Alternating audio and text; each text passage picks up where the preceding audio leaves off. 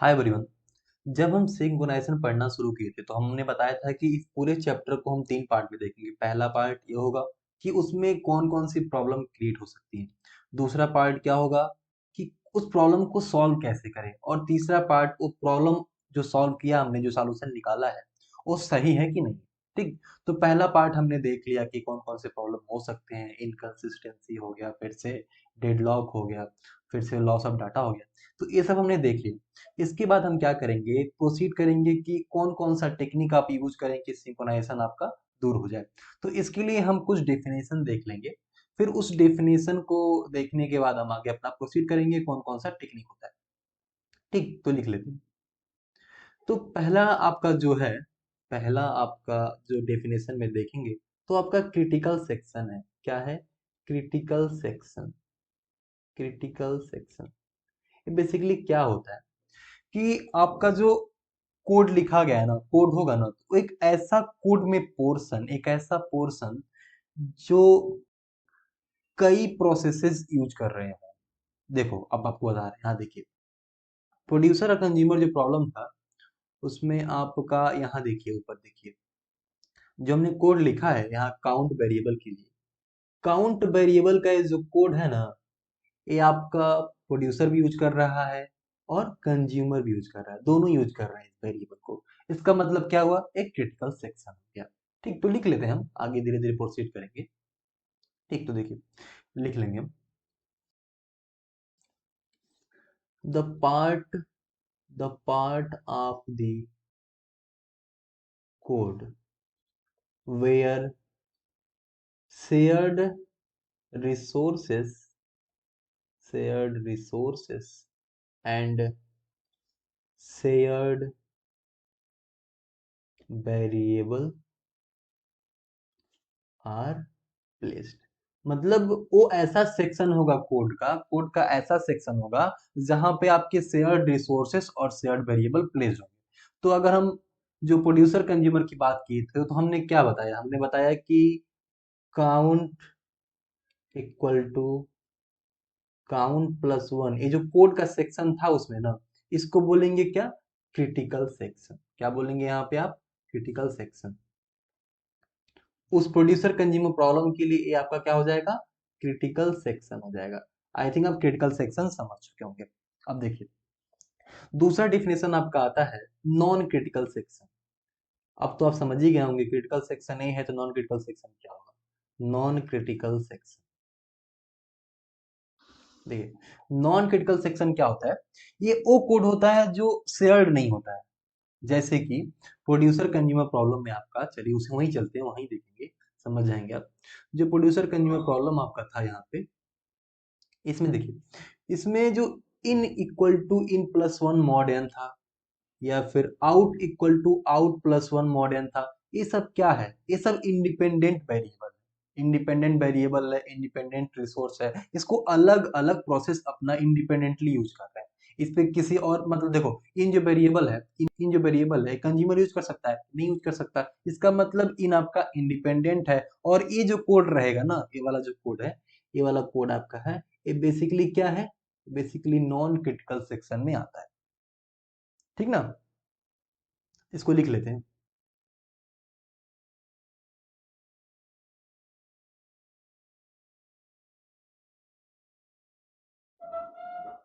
इसमें देखिए, the part of the part of code where independent independent code of the process code of the process placed. मतलब जो आपका code लिखा होता है ना, तो उस कोड में ऐसा पार्ट जो कि बिल्कुल इंडिपेंडेंट होता है किसी दूसरे प्रोसेस से। मतलब एक प्रोसेस का अगर कोड है वो, तो दूसरे प्रोसेस से बिल्कुल इंडिपेंडेंट रहेगा। मतलब देखिए, प्रोड्यूसर कंज्यूमर जो प्रॉब्लम था आपका, उसमें चलते हैं, आपको दिखाते हैं। यहाँ पे आउट के लिए ए सेक्शन, और इसमें इन के लिए ए वाला सेक्शन, ये आपका दूसरे प्रोसेस पे डिपेंडेंट, या फिर उससे कोई मतलब ही नहीं लगता। इन वेरिएबल आपका प्रोड्यूसर का है तो कंज्यूमर से कोई मतलब नहीं है, आउट वेरिएबल आपका कंज्यूमर का है तो प्रोड्यूसर से कोई मतलब नहीं है। यही बेसिकली क्या होता है? यही बेसिकली नॉन क्रिटिकल सेक्शन होता है। आई थिंक आप क्रिटिकल सेक्शन और नॉट क्रिटिकल सेक्शन आप समझ चुके होंगे। ठीक, अब देखिए, इसके बाद आपका एक और डेफिनेशन आता है जिसे हम देख लेंगे, वो आपका क्या है, रेस कंडीशन। रेस कंडीशन, देखो रेस कंडीशन होता क्या है। देखिए, कभी कभी ऐसा होता है कि कोई वेरिएबल है, मान लो कि इसमें आपका जो प्रोड्यूसर कंज्यूमर प्रॉब्लम था आपका, इसमें प्रोड्यूसर कंज्यूमर आपका प्रॉब्लम था इसमें। देखिए, इसमें आपका कहाँ गया इसका कोड, इसमें आपका जो काउंट वेरिएबल है ना, काउंट वेरिएबल में इतना सारा इंस्ट्रक्शन रन हुआ, ठीक ना, और फिर ये इंस्ट्रक्शन आपका इधर रन हुआ, ठीक, ये इंस्ट्रक्शन आपका इधर रन हुआ। लेकिन लेकिन बात ये है कि जो हमने सीक्वेंस फॉलो किया ना, ये सीक्वेंस फॉलो किया है ना, तो इस सीक्वेंस को फॉलो करने के बाद आपका जो काउंट का वेरिएबल का जो वैल्यू आ रहा था, वो आपका कितना आ रहा था, वो आपका आई थिंक 4 आ रहा था। लेकिन अगर इस सीक्वेंस को हम बदल देना तो काउंट का जो वैल्यू है वो डिफरेंट हो जाएगा, बदल जाएगा। यही आपका रेस कंडीशन होता है कि मतलब अगर कोई वेरिएबल है, वो कुछ सीक्वेंस ऑफ इंस्ट्रक्शन को एग्जीक्यूट करने के बाद उसकी वैल्यू बदल सकती है ना, उसी को बोलते हैं रेस कंडीशन। अब देखिए हम इसको कैसे समझते हैं, उसको हम आगे लिख लेते हैं, फिर आप समझ जाएंगे। ठीक, तो देखिए, नीचे आइए। The final value of the final value of any variable any variable depends on depends on execution of execution of A proper sequence.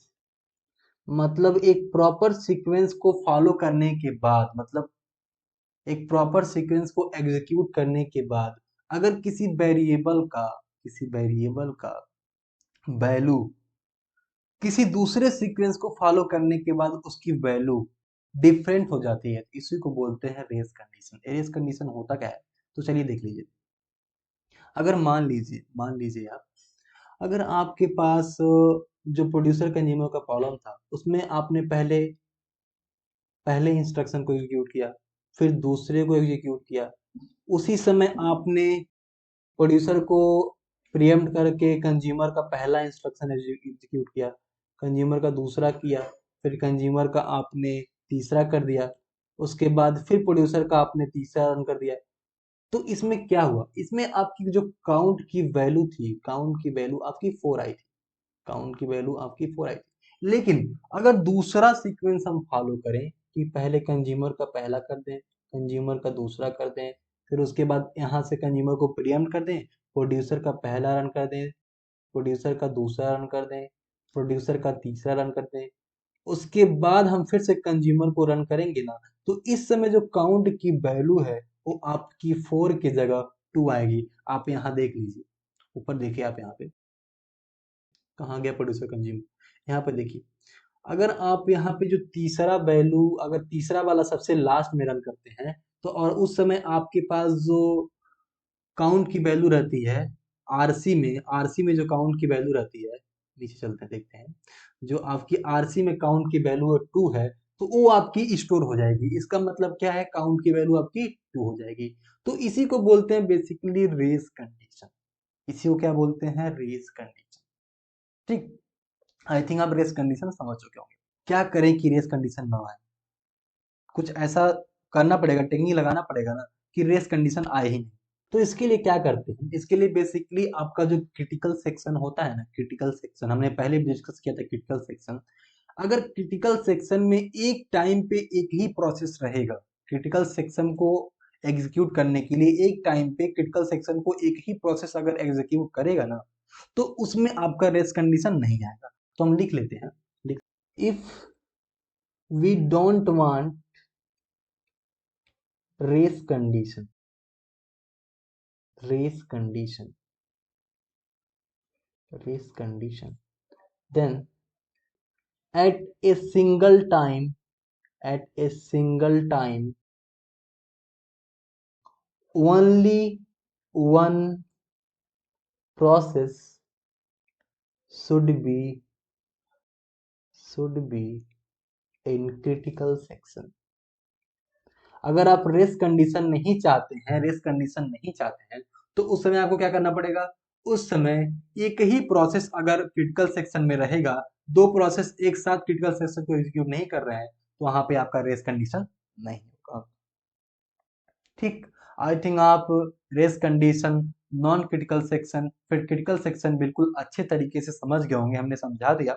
अब हम क्या करेंगे, आपका इसके बाद जो टेक्निक्स है, एक टेक्निक्स है, हमने पहले बोला था ना आपसे कि पहले हम डिस्कस करेंगे कौन कौन से प्रॉब्लम होते हैं, फिर हम डिस्कस करेंगे अगर सिंक्रोनाइजेशन नहीं है तो कौन कौन से प्रॉब्लम हो सकते हैं, फिर कौन कौन से टेक्निक है जिससे हम सिंक्रोनाइजेशन को अचीव कर सकते हैं वो हम देखेंगे, ठीक ना। उसके बाद सॉल्यूशन देखेंगे। तो पहला स्टेप हमने पार कर लिया। फिर दूसरे स्टेप पे आने के लिए हमने कुछ डिफिनेशन देख लिया जिसके थ्रू हम आगे बढ़ेंगे, फिर उसको हमने देख लिया। अब नेक्स्ट वीडियो से हम देखेंगे कि कौन कौन सा टेक्निक अपनाएं जिससे आपका सिंक्रोनाइजेशन हमें मिल सके। ठीक, तो आई थिंक हमने पहला स्टेप बिल्कुल अच्छी तरीके से कवर कर लिया। अब नेक्स्ट वीडियो से हम देखेंगे। तो आज के लिए बस इतना ही रखते हैं। Thank you.